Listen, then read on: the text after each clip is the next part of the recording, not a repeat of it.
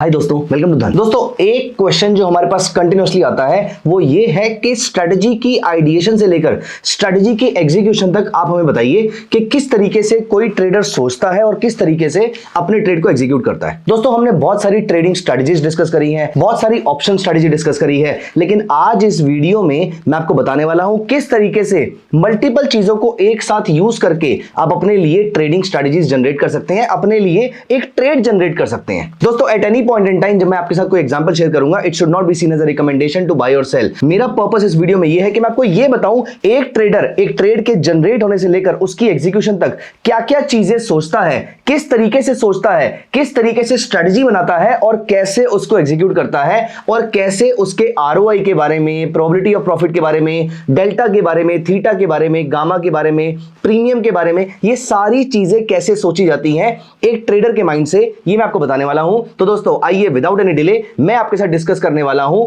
किस तरीके से एक थॉट प्रोसेस से लेकर, एक आइडिएशन से लेकर स्ट्रेटजी की एग्जीक्यूशन तक कैसे सोचा जाता है। आइए सबसे पहले हम चलते हैं धन चार्ट्स पे और हम अपनी मर्जी का एक स्टॉक ओपन कर लेते हैं और हम बिल्कुल लाइव एग्जांपल से देखेंगे। लाइव मतलब not the live prices, but एक स्टॉक प्राइस से लेकर, एक स्टॉक प्राइस को देखकर, एक स्टॉक के ट्रेंड को देखकर हम ये समझेंगे कि क्या लगता है हमें उसके अंदर और उसके बाद उसकी स्ट्रेटजी क्या बननी चाहिए। आइए यहां पर हम चलते हैं धन चार्ट्स पे। धन चार्ट्स पे मैंने आपके लिए एक चार्ट ओपन कर लिया है विच इज सिप्ला। दोस्तों, सिप्ला का मैं फॉर एग्जांपल यहां पे आवरली चार्ट लगा देता हूं। अब क्योंकि लेटेस्ट प्राइसेस में कोई भी बात करना सेबी अलाउ नहीं करता है, तो यहां पर हम क्या करते हैं, हम चलते हैं थोड़ा सा पीछे। सो यहां पर फॉर एग्जांपल आवरली चार्ट पे चलिए, हम यहां पे 3-4 महीने से पुराने डेटा पे चलते हैं। अब दोस्तों, यहां पर हम चल के एक काम करते हैं, यहां पर हम कोई इंडिकेटर लगाते हैं। पहले हम सोचते हैं कि स्ट्रेटजी कैसी बनाई जा सकती है। तो ये मैं बिल्कुल आपके सामने लाइव एग्जांपल लेकर चल रहा हूं। फॉर एग्जांपल, मेरे सामने अगर सिप्ला ऐसा ट्रेड कर रहा है and it is continuously forming a lower लो, तो मैं ये चेक करूंगा कि क्या RSI is also forming a lower लो। यहां पर आप नोटिस करेंगे, मजे की बात यह है कि यहां पर RSI is not forming a lower लो। तो इस जगह पे अगर हम देखें, ये जुलाई का महीना है और जुलाई के महीने में यहां पर देखिए prices are forming the lower low while RSI is not forming the lower low. Wonderful. अब मैं यहां पर वेट करूंगा कि क्या मुझे यहां पर कोई बाय सिग्नल मिलता है। दोस्तों, यहां पर अगर आप नोटिस कीजिए, जितना चार्ट मुझे यहां पर दिख रहा है उसके अकॉर्डिंग मुझे यहां पर बाय सिग्नल भी मिल चुका है, जो मैं यहां पर आपको दिखा देता हूं। मैं डेलिबरेटली यहां पर बहुत आगे वाले प्राइसेस नहीं लेकर जा रहा, क्योंकि मुझे नहीं पता है और ना ही मैं जानना चाहता हूं कि ये मार्केट इसके बाद कहां पर गई। लेकिन अभी क्वेश्चन ये है कि अगर मेरे पास सिर्फ इतना चार्ट दे रखा है, ये मेरा अवेलेबल चार्ट है, prices were forming a lower low and a lower high and the RSI has started forming a higher low, और यहां पर मुझे मिलता है पहला higher high higher low on an hourly chart. दोस्तों, यहां पर मैं सोचूंगा इस स्टॉक को बाय करने की। अब या तो मैं कैश मार्केट में बाय कर सकता हूं या मैं फ्यूचर्स मार्केट में बाय कर सकता हूं, लेकिन मुझे ट्रेड करना है ऑप्शन के अंदर, क्योंकि कैश और फ्यूचर्स में तो मुझे मालूम है कि आप अपनी मर्जी से डिसीजन ले लेंगे। आपके पास अगर 50,000 रुपीज है और ये स्टॉक अप्रोक्सीमेटली 1500 के आसपास का चल रहा है, तो आप एक्स अमाउंट का एक स्टॉक परचेस कर लेंगे। अगर आपको अपने आरओआई को इंक्रीज करना है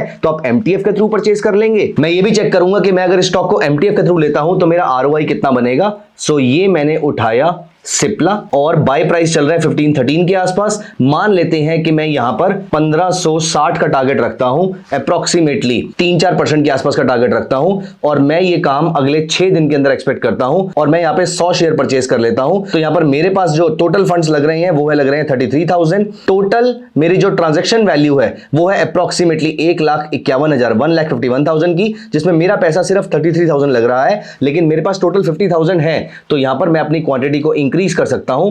फॉर एग्जांपल, मैं इसको 120 कर देता हूं और या फिर मैं इसको 150 करके देख लेता हूं, तो ये 49,000 रुपीज के आसपास आ जाता है। तो इतना पैसा मेरे पास है, बट अब शायद मैं ये सोचूंगा कि मुझे रिस्क मैनेजमेंट के लिए पैसा चाहिए, तो यहां पर 10 क्वांटिटी हम कम कर लेते हैं, तो ये अमाउंट मेरे लिए ठीक है। अब दोस्तों, यहां पर अगर मुझे प्राइसेस ऊपर जाते दिखते हैं तो मैं एमटीएफ के थ्रू अगर बाय करता हूं, अगर मैं बिना एमटीएफ के रिटर्न देखूं तो ऑलमोस्ट 3% के आसपास का आ रहा है, लेकिन यही अगर मैं एमटीएफ के साथ करूं तो मेरा 12.25% के आसपास का रिटर्न बन जाएगा। ये तो तब है अगर मुझे कैश मार्केट में बाय करना है, लेकिन अगर मुझे ऑप्शन मार्केट में बाय करना है तो मैं क्या करूंगा। दोस्तों, अब मैं यहां पर चलूंगा धन के ओटी वेब में, एंड धन के ओटी वेब में कुछ ऐसे पावरफुल फीचर्स हैं जिसको देखकर आप दंग रह जाएंगे, जहां पर आपको सिर्फ ये फीड करना है कि आपको मार्केट में ओपिनियन क्या लग रहा है। तो जो चीज मैंने कैश मार्केट के लिए ट्राई करी, वही चीज मैं यहां पर आकर स्ट्रेटजी बिल्डर में ट्राई करूंगा। तो स्ट्रेटजी बिल्डर में आप यहां पर आके अपनी स्ट्रेटजी फॉर्म कर सकते हैं, लेकिन उससे पहले मैं आपको एक बहुत इंटरेस्टिंग चीज दिखाना चाहता हूं। दोस्तों, मैं यहां पर जाता हूं एनालाइज पे और मैं यहां पर जाता हूं मार्केट आउटलुक पे। यहां पर जाकर मैं फीड कर देता हूं कि मुझे सिप्ला कितना लग रहा है। Again I am saying I am not sharing any recommendation to buy और सेल। मैं आपको सिर्फ ये बता रहा हूं कि 3-4 महीने पहले जब मैंने सिप्ला का प्राइस देखा था तो वहां पर फॉर एग्जांपल मुझे यहां पर बाय सिग्नल दिख रहा है और मुझे यहां पर सिप्ला में 3% की तेजी दिख रही है, तो मैं यहां पे टारगेट परसेंटेज में 3% डाल देता हूं और मुझे लग रहा है कि अप्रोक्सीमेटली सिप्ला यहां से 3% ऊपर जा सकता है। अब दोस्तों उसने मुझे दो स्ट्रेटजीज निकाल के दे दी हैं, एक है बुल कॉल स्प्रेड, एक है बुल पुट स्प्रेड। मैं यहां पर जाके क्लिक करता हूं बुल कॉल स्प्रेड पे। मैं यहां पर बिल्डर में जाके इसको देखना चाहूंगा। अब यहां पर मुझे दिख रहा है कि इसकी प्रोबेबिलिटी ऑफ प्रॉफिट इज 38%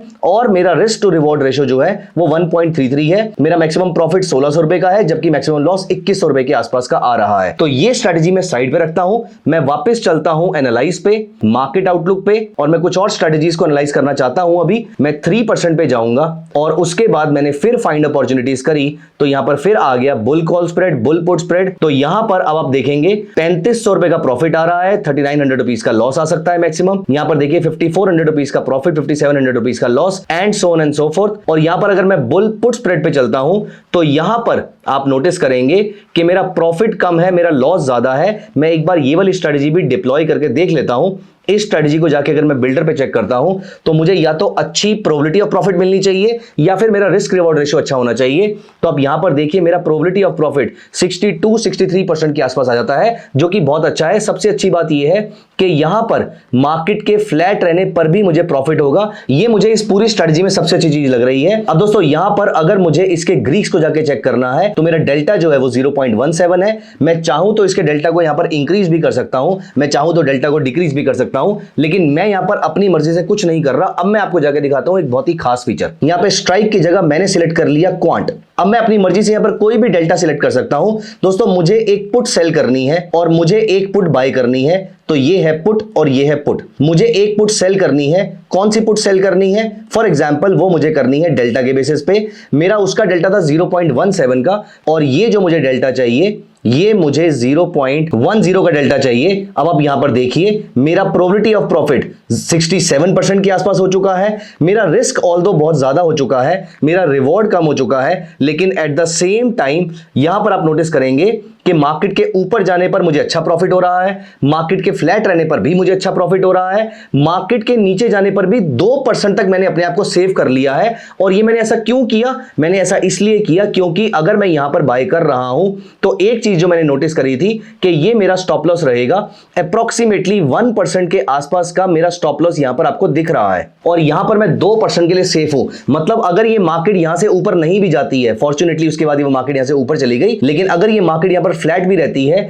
तो भी ये मुझे अच्छा प्रॉफिट देकर चला जाएगा। मेरी मार्जिन रिक्वायरमेंट इज अप्रोक्सीमेटली 46,000 और यहां पर आप नोटिस करें कि अप्रोक्सीमेटली 20 डेज टिल एक्सपायरी पड़े हुए हैं। अगर ये मार्केट फ्लैट भी रहती है, थोड़ा ऊपर भी जाती है, मेरा स्टॉप लॉस भी काट देती है, लेकिन कुछ दिनों के बाद काटती है। तो दोस्तों अगर मार्केट यहां पर भी क्लोज हो जाती है तो भी एक्सपायरी के टाइम पर अगर मार्केट यहां पर भी आ जाती है और मेरा स्टॉप लॉस काट देती है तो भी चांसेस आर हाई कि मैं यहां पर प्रॉफिट में निकल सकता हूं। तो दोस्तों इस तरीके से मैंने आइडिएशन से लेकर स्ट्रेटजी तक एग्जीक्यूट किया। यहां पर ये सिर्फ एक रैंडम एग्जांपल था जहां पर मैं कैसे सोच रहा हूं, क्योंकि मुझे चाहिए मार्केट के फ्लैट रहने पर भी प्रॉफिट। मुझे चाहिए कि मेरी प्रोबेबिलिटी ऑफ जीतना ज्यादा होना चाहिए कंपेयर टू प्रॉफिटेबिलिटी। जिस ट्रेडर को प्रॉफिटेबिलिटी पे ज्यादा फोकस करना है वो फोकस करेगा ऐसी स्ट्रेटजी पे जिन्हें कहते हैं डेबिट स्प्रेड्स। डेबिट स्प्रेड्स में आप ज्यादा प्रीमियम पे करते हैं और कम प्रीमियम रिसीव करते हैं, जबकि मेरी वाली जो स्ट्रेटजी है उसमें जो प्रीमियम मैंने सेल किया है वो अप्रोक्सीमेटली 14 रुपीज का है और जो प्रीमियम मैंने बाय किया है वो अराउंड 4.5 रुपए का है।